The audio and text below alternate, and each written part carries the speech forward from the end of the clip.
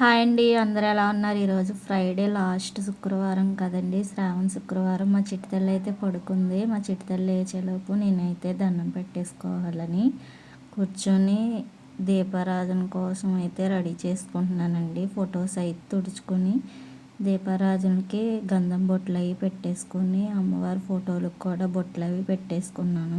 చిటితల్లి అయితే మార్నింగే లేచిపోయిందండి. నైట్ అయితే పాపం ఏడుస్తూ ఉంది. దానికి ఏదో భయంగా అనిపించింది. మాకు కూడా నిద్ర అయితే పట్టలేదు.